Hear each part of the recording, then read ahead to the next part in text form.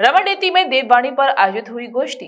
महावन शाखा परीक्षा के बाद रमणनीति आश्रम महावन में देववाणी पर गोष्ठी आयोजित की गई, जिसमें दूर दराज से आए विद्वानों ने विचार व्यक्त किए। रमणनीति आश्रम में 2 दिवसीय कार्यक्रम आयोजित किया गया, जिसमें पहले भारतवर्ष से आए संस्कृत भारती शाखा प्रतियोगिता हुई, जिसमें 125 विद्यार्थियों ने प्रतिभाग किया।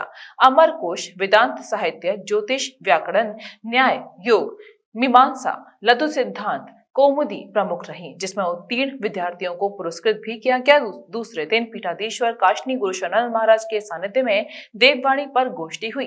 पीठाधीश्वर काशनी गुरु शरणानंद महाराज ने कहा कि आचार्य अपनी गरिमा को समझें, आचार्य विद्यार्थियों को अच्छी शिक्षा दें, जिससे विद्यार्थियों का कल्याण हो। महाराज जी, जो संगोष्ठी की गई थी, इसका क्या उद्देश्य था? अरे वो तो उद्देश्य बता दिए इन लोगों ने, हम क्या बताएंगे? नहीं, आपके द्वारा। संस्कृत एक लैंग्वेज है और संस्कृत एक भाषा है और वस्तुतः ये देववाणी है। तो देववाणी का संरक्षण कैसे हो, उसके अध्ययन अध्यापन की विधा क्या हो, अधिक से अधिक अधिकारी विद्यार्थी इसमें किस प्रकार से संलग्न हो और संलग्न विद्यार्थियों का परीक्षण पूर्वक सम्मान किस तरह से हो, किस तरह से उन्हें और प्रेरणा मिले, न केवल विद्यार्थियों की को अभी तो आचार्यों को भी इसकी दृष्टि से ये आयोजन किया गया है कि इसका देववाणी का उत्थान हो, आचरण का उत्थान हो। और परीक्षा दे देना, तो कुछ तैयारी करके हमको याद है जब हमने परीक्षा दी थी, अपनी कभी बता रहा लघुमती के लिए, तो हमने देखा पुराने पर्चे, उसने देखा ये अंश अगर इतना याद हो जाए तो काम बन जाएगा।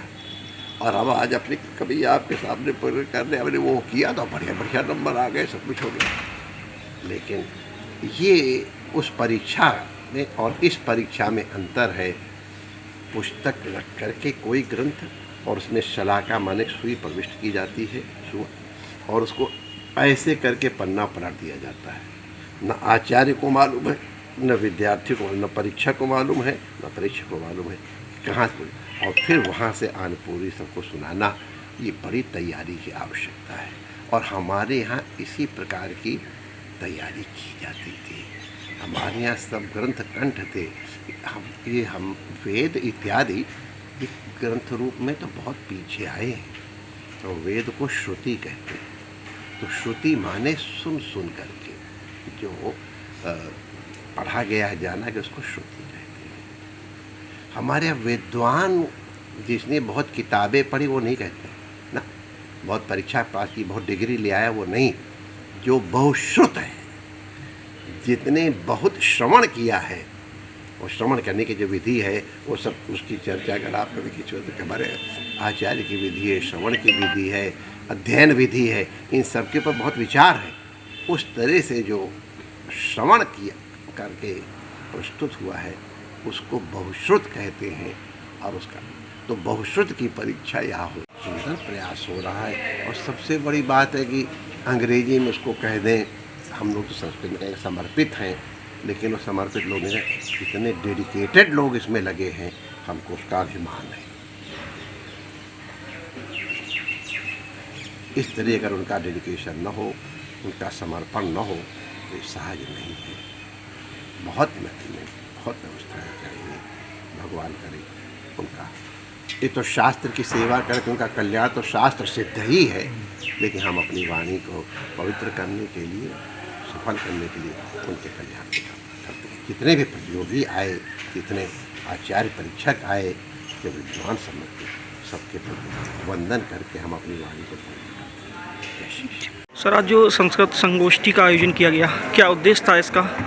क्या इसका? संस्कृत भारती तथा केंद्रीय संस्कृत विश्वविद्यालय के संयुक्त तत्वावधान में परम पूज्य स्वामी गुरुशरणानंद जी के परम सानिध्य में 2 दिन के यहाँ शास्त्रार्थ गोष्ठी हुई थी, जिसमें छात्र भी आए थे, देश के बड़े बड़े आचार्य भी यहाँ उपस्थित रहे।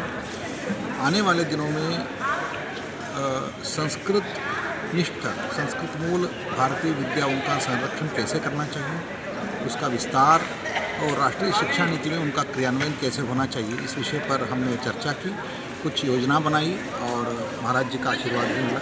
ये कार्यक्रम का पूर्ण उद्देश्य था। भगवान श्री कृष्ण की क्रीड़ा स्थली वृंदावन में विद्या भारती द्वारा संचालित और CBSE से मान्यता प्राप्त परमेश्वरी देवी धानुका सरस्वती विद्या मंदिर सीनियर सेकेंडरी स्कूल। ये विद्यालय स्थानीय छात्रों को गुणवत्तापूर्ण शिक्षा प्रदान करने के साथ साथ दूरस्थ छात्रों को आधुनिक सुविधाओं से युक्त छात्रावास की भी सुविधा देता है, जहां अनुभवी शिक्षकों द्वारा स्नेहिल व अनुशासित वातावरण में शिक्षण प्रदान किया जाता है। छात्रों के लिए खेल कूद हेतु विशाल मैदान उपलब्ध है। विद्यालय में छात्रों को शारीरिक शिक्षा के साथ साथ संगीत शिक्षा भी प्रदान की जाती है। साथ ही आवागमन हेतु सुविधापूर्ण वाहन व्यवस्था भी उपलब्ध है। नवीन सत्र 2023-24 के लिए कक्षा 6 व 9 की प्रवेश परीक्षा 12 मार्च 2023 दिन रविवार को सुबह 9 बजे आयोजित होगी। प्रवेश फॉर्म विद्यालय से 1 फरवरी 2023 से उपलब्ध होंगे। दूरस्थ छात्रों के लिए 16 जनवरी 2023 से ऑनलाइन रजिस्ट्रेशन की भी सुविधा है।